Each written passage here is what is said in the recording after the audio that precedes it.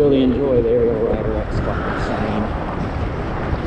And to be honest, I don't think 48 versus 52 volt matters that much on the day-to-day. Only if like you're having a little throttle test against your friend would that ever matter, for the most part. In my opinion, I don't know, you know, I don't own a 52 volt. Maybe I'm completely off base. Maybe I'm full of it, I don't know.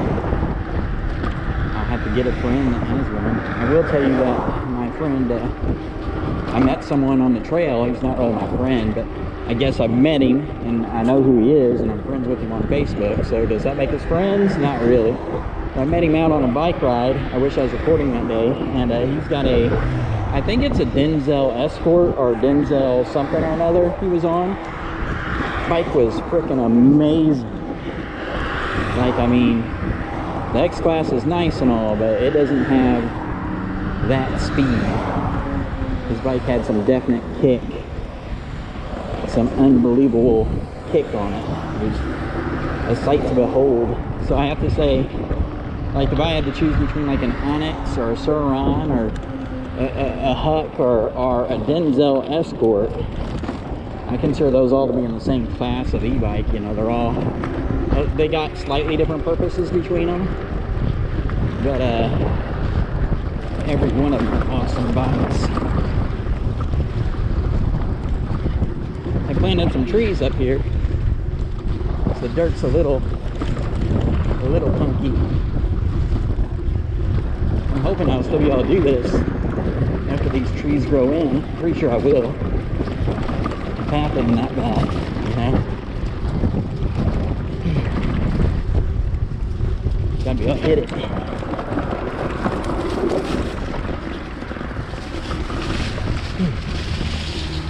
You guys have probably seen this little feature before on my other videos. I don't care. One of my standard rides here. I dig it. There's not a lot of places to go in Evansville. Especially at lunch on your bike ride. So you take what you can get. Whew.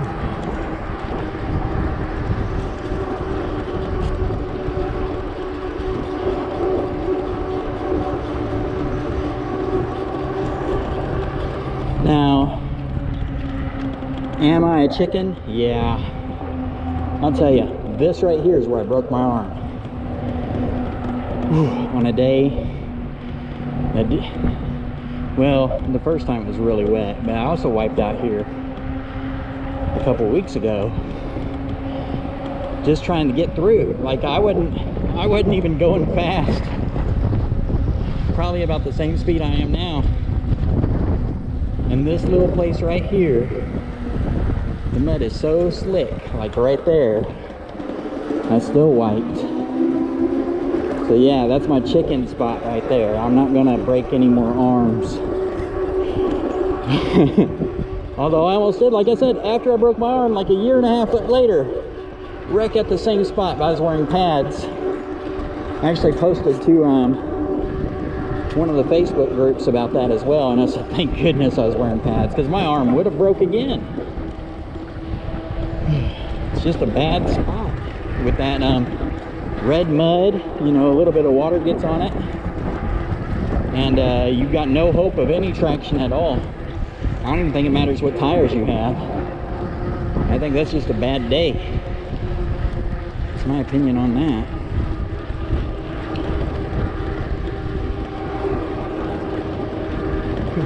Little skate park over here.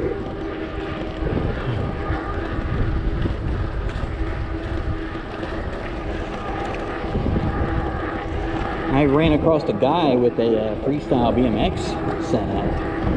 I think it was at Schnucks the other day, and he's going, how fast is that? I'm like, oh, it goes about 32. You know, it's pretty swift for what it is, man. And I started explaining batteries and whatever. He's on the teeny tiny freestyle BMX gear ratio, and he goes, yeah, I go 30 on this thing. I'm like, oh, cool, my guy. All right, good for you.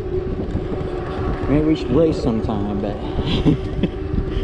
somehow That just didn't seem very realistic, that on a little, maybe like a 32 gearing, single speed BMX, you're gonna go how fast, you think? Have you done the math on that? I'm just curious. Like, that's not even an issue of strength, man. That's an issue of turn. Can you really turn that quick? I don't know. You'd look pretty funky if you did. Just my opinion. Anyway, be careful for people. And then I met another guy, and I thought he was kind of legit, and he was asking me about a headlamp setup. I'm like, he wanted to do a 12-volt battery system. I'm like, yeah, that sounds pretty easy. And then his story started to evolve where he's going to get sponsored and go on a cross-country trip. This guy's like, I don't know, he looked like a homeless person. Anyway, so I kept on humoring him a little bit, and then the story evolved. He's like, it's not a bike like yours, it's a sit-down bike. I'm like, sit-down bike? What do you mean? I sit down on my bike. He's like, no, you lean back in it. I'm like, oh, you mean a recumbent bicycle? He's like, yeah, whatever you call it. I'm gonna get sponsored, go on my recumbent. And yeah. Okay. If you don't know what your stuff is called, you might be a little bit having a problem with waste dumping on people. And if you got some verbal waste, I guess I'm your guy. That's what I tend to get out of these random encounters, is a bunch of verbal waste. I mean, I'm not a stunt man on this bicycle, don't get me wrong. I'm like 46-year-old, father of 4, got a grandbaby now. So the best content you'll probably get out of me is a wipeout, to be honest, unless you enjoy what I'm doing right now. This is about the limits of Mr. Brandon Cunningham, is what you get right here. That was it. For me, that was a thing. I'll go down here. So, if you're hoping for Evel Knievel's channel, you should probably know his name is spelled with an E, a V, an A, and an L. A lot of his footage is pretty vintage, but if that's what you're after, that's where you go. Now, the ground around here might still be a little wet and punky, so you guys might get some content. It's possible. It's possible. I'm wearing my pads, so I'm ready. And the ground is slipping out from underneath my back tire. I'm thinking about getting some Shinkos, because that might help a lot on terrain like this. Not some Golden Boys, but some 241s, because they're lighter. I've been looking at V's, but I'm just not convinced the V would be the better tire on terrain like this. I think they might be better on the road. But if you're kind of mixing it up sometimes, like I like to, you might want to go with some Shinkos. Dude, I'm gonna throttle. I'm getting tired. I'm an old dude.